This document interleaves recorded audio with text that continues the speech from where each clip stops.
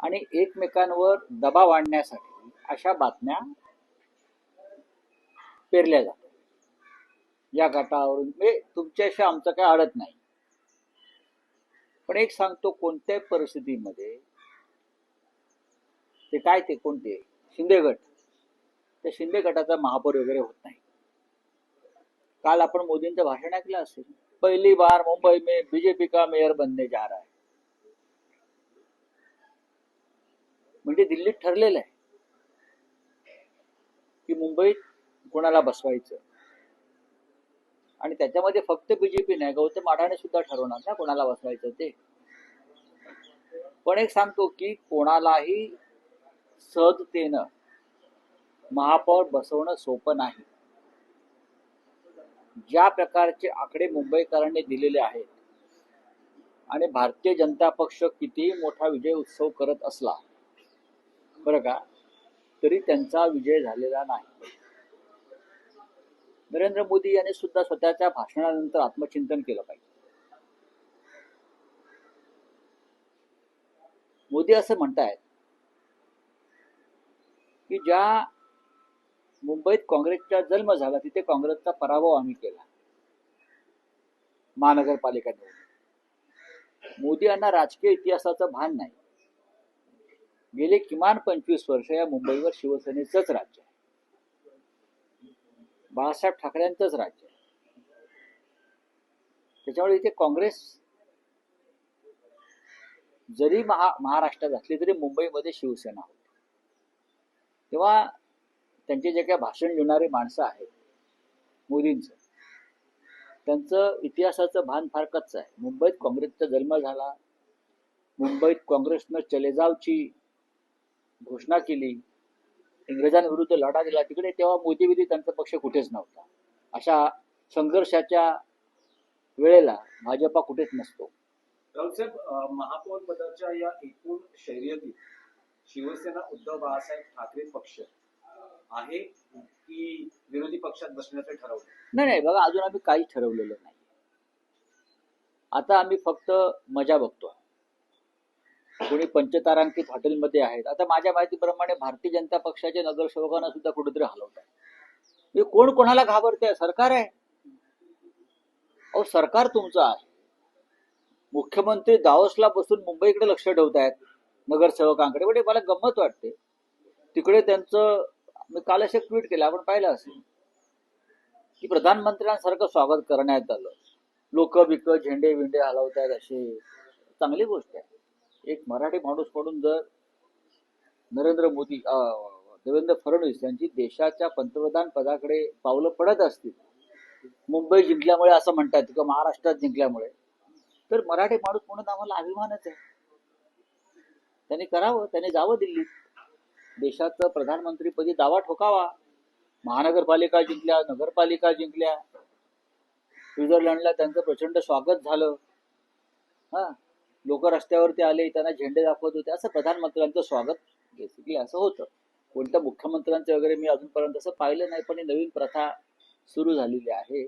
त्याच्यामुळे आमच्या आशा पल्लवित झाल्या की मराठी पंतप्रधान बहुतेक देशाला मिळतोय. रावसाहेब, आताच्या घडीची मोठी बातमी आहे, देवा भाऊंसोबत उद्धव ठाकरेंची चर्चा झाल्याचं सूत्रांकडनं कळतं. नाही, सूत्रांमध्ये आम्ही विश्वास ठेवत नाही. एकनाथ शिंदे म्हणतायत की त्यांनी त्यांचे नगरसेवक सांभाळावेत, आणि त्याचबरोबर उदय सामंत म्हणतायत की त्यावेळी नॉट रिचेबल कुठले नगरसेवक असतात तेव्हा ते आमचं बघा की असं आहे की आमचे नगरसेवक जे आहेत हे आपापल्या घरी आहेत.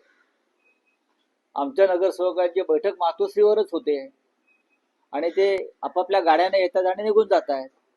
तुम्हाला तुमचे नगरसेवक डांबून का ठेवावे लागले याचं उत्तर त्यांनी द्यायला पाहिजे. मुंबईतले नगरसेवक तुम्हाला, किंवा कल्याण डोंबिवलीचे नगरसेवक तुम्हाला या पंचतारांकित कैद खान्यामध्ये डांबून का ठेवावे लागले? आमचे नगरसेवक आपापल्या घरी आहेत. ते रिचेबल की नॉट रिचेबल नंतर बघू. कल्याण डोंबिवलीतले 2 तुमचे नगरसेवक जाऊन श्रीकांत शिंदेना भेटतात आशीर्वाद घेण्यासाठी. मग घेऊ द्या ना. त्यांचा आसाराम बापू झाला असेल श्रीकांत शिंदेचा, जात असतील. बघा, एक लक्षात घ्या, आमचा 11चा गट स्थापन होईल. आमचे 11 नगरसेवक आहेत. मनसे स्वतंत्र गट आहे. 11 आणि 5. आमच्या 11चा गट स्थापन करण्याची प्रक्रिया सुरू आहे. आणि इथे मुंबई महापालिकेत काय होईल? एकत्र असा गट असेल? नाही स्वतंत्र की गट स्वतंत्रच गट असेल? स्वतंत्र गट स्थापन करावा लागेल. 2 स्वतंत्र पक्ष आहेत, लक्षात घ्या. आणि त्याच्यावरती आता आम्ही बघू ना, आमच्यामध्ये संवाद उत्तम आहे अजूनही. नाही, पण कल्याण डोंबिवलीमध्ये असा ट्विस्ट आहे की दोन्ही पक्ष म्हणजे भाजप आणि शिवसेना शिंदे गट महापौर स्वतःचा व्हावा यासाठी स्वतःच्या पद्धतीने प्रयत्न नाही करतात. करू द्या ना. त्यांना मदत लागेल अन्य पक्षाची. बघा अशा मदत वेळेस- म्हणजे असं आहे की शिंदे भाजपचे नगरसेवक फोडण्याचा प्रयत्न करतात. एकनाथ शिंदे हे भारतीय जनता पक्षाचे निवडून आलेले नगरसेवक फोडण्याचा प्रयत्न करत आहेत आणि हे भाजपलाही माहिती आहे. म्हणजे हे केडीएमसी मध्ये होते. केडीएमसी मध्ये म्हणतो नाही, अर्थात मुंबईत पण ते करू शकतात.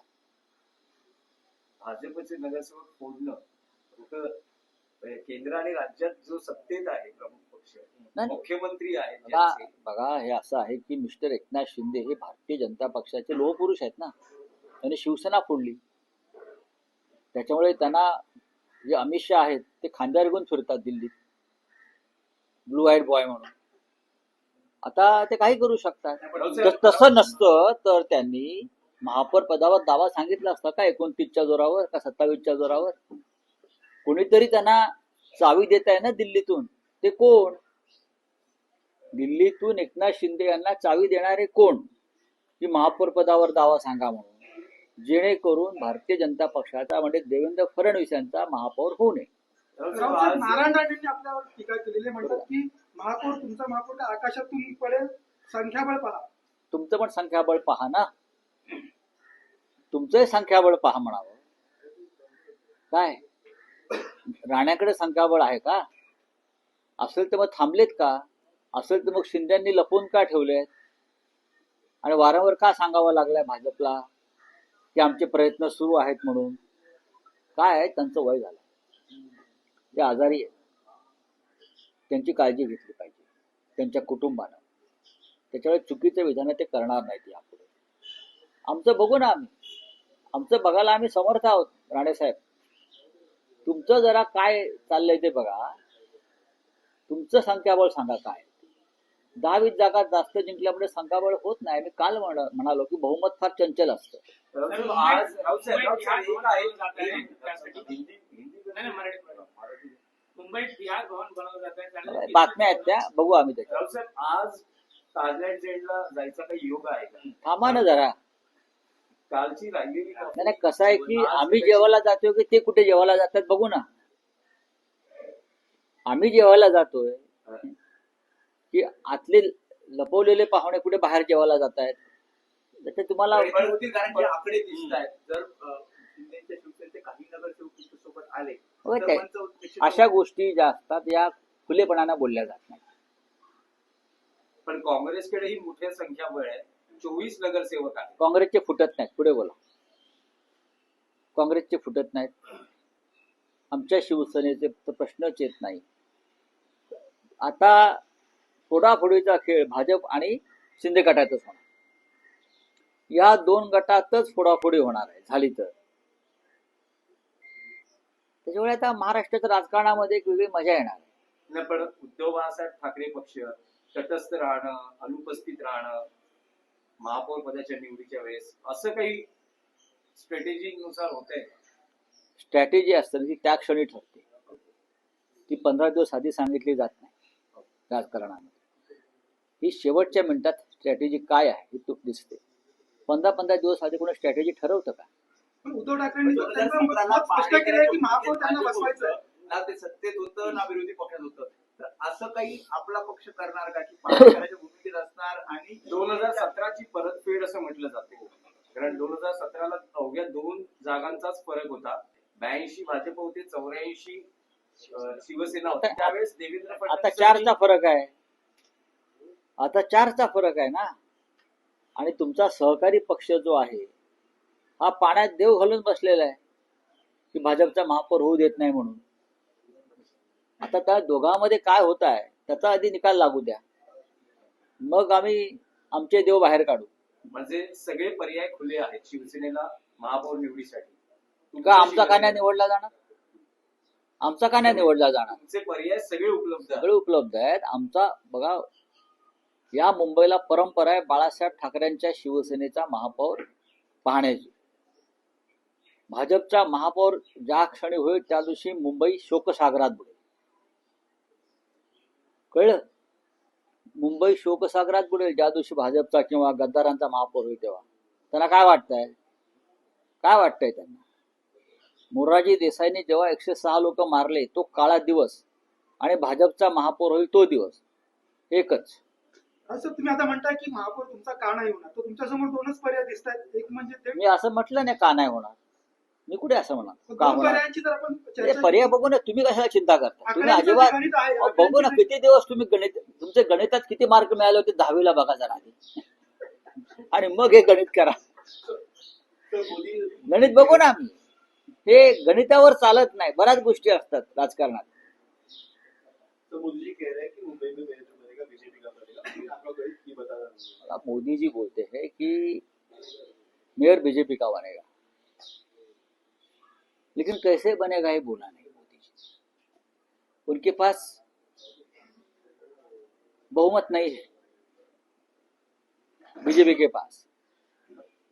तो ऐसा क्या बोलते हैं, वैशाखी लेकर, हम मराठी में बोलते हैं कुबड़े लेकर. अब उनके जो पार्टी के जो कोई है साथी शिंदेगढ़, उनके 20-25 लोग चुनकर आए हैं, वो उनको बंद करके रखा है. ताजमहल होटल का जेल बना दिया है पूरा. ताजमहल होटल जो है ताज लैंड सैंड, वहाँ जेल बना दिया है.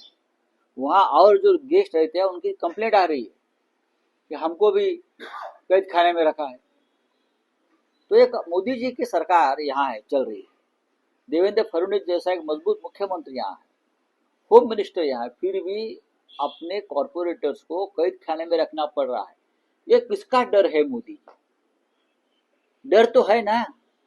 ये डर किसका है एक बार बता दीजिए कि अपने लोगों को क्यों बंद करके रखा है. हमारे नगर सेवक जो है खुले अपने घर में है, मातोश्री पे आते हैं, मीटिंग करते हैं, चले जाते हैं. हमको किसी का डर नहीं. सर, मुंबई में बिहार भवन बनाया जाएगा, ऐसी खबरें सामने आ रही हैं. 300 करोड़ का निधि मेयर बनने वाला है ऐसा कह रहे हैं, पर गणित उनके पास भी नहीं है. देखिए ना, किस से आगे होगा? देखिए बीजेपी वाले उनकी मेयर की बात करते हैं. एकनाथ शिंदे के पास पूरे 30 नगर सेवक नहीं है कॉर्पोरेटर, वो उनकी मेयर की बात करते हैं. अब जिनको बनाना है वो बना लेंगे. हम लोग है ना, अभी भी जिंदा है टाइगर. अभी भी शिवसेना के पास और उनके साथियों के पास एक ऐसा आंकड़ा है जो उनको चैलेंज कर सकता है. लेकिन कभी कभी मजा भी लेना चाहिए ना. तो ये मजा लेने की बात चल रही है हमारे खेमे में. सर, मुंबई में बिहार भवन जाएगा, उसके लिए 300 करोड़ रुपए की निधि भी देखेंगे. अब ये सरकार आएगी ना बीएमसी में, उनको भी कोई जवाब देने दो ना. जो अपने आप को शिवसेना मानती है ना, उनकी कोई जिम्मेदारी है क्या नहीं उसके ऊपर जवाब देने की.